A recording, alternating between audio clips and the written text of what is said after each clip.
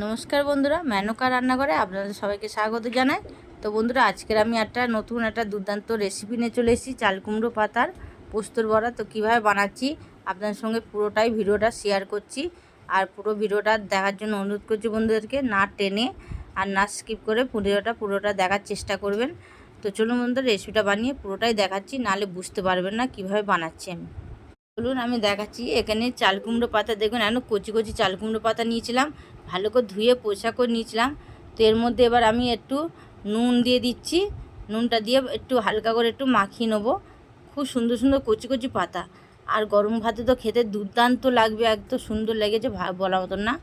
তো গরম ভাতের সঙ্গে দারুণ লাগবে। তো দেখুন এইভাবে একটু পাতাগুলোকে মাখিয়ে নিলাম, নিয়ে হাতে করে হালকাতে হাতের সাহায্যে, দুটো হাতের সাহায্যে একটা পাতা এইভাবে উগড়ে নিতে হবে। আস্তে আস্তে করে দুটো পাতাগুলো এভাবে উগড়ে নেব।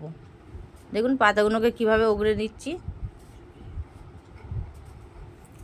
এবার সবগুলো উগড়ে নিয়েছি, নিয়ে এবার পাতাগুলো এইভাবে মেলে নিচ্ছি। দুটো করে পাতা নেবো, একটা পাতা এইভাবে দিয়ে দিচ্ছি। এই দেখুন এইভাবে দিয়ে দিলাম, আবার আর একটা ওর মধ্যে দিয়ে দেবো। এটা গরম ভাতে এত সুন্দর হয়েছে খেতে, ভাবতে পারবে না। তো এখানে আমি পোস্ত নিয়ে নিয়েছি, আর পোস্তটা কাঁচা লঙ্কা দিয়ে পেস্ট করে নিয়েছি ভালো করে। একটু ঘন করে পোস্তটা রাখতে হবে। এবার ওর মধ্যে একটা বাটির মধ্যে পোস্তটা ঢেলে নিয়েছি, নিয়ে এবার এর মধ্যে দিয়ে দিচ্ছি হলুদ গুঁড়ো আর নুন।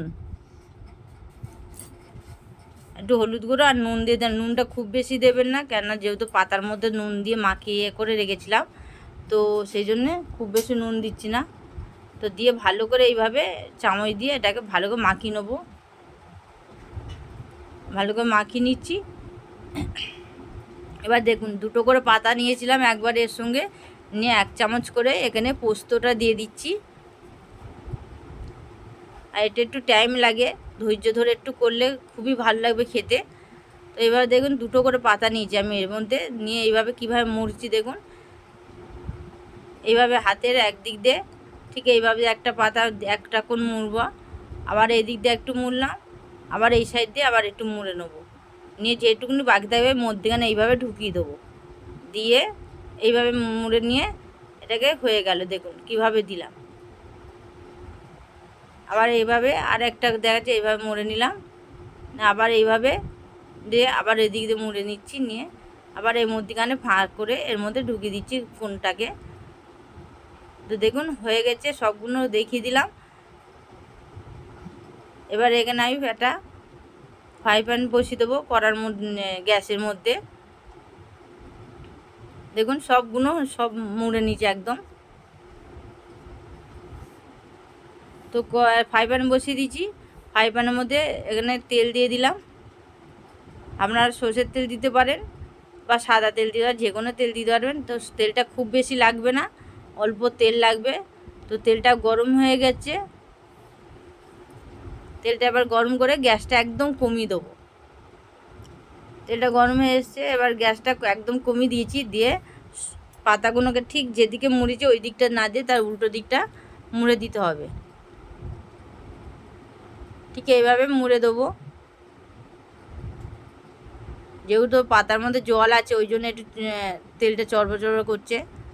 তা গরম ভাতে একবার খেয়ে দেখবেন বন্ধুরা, এই চালকুনো পাতার পোস্ত দিয়ে বড়াটা দুর্দান্ত হয়েছিল।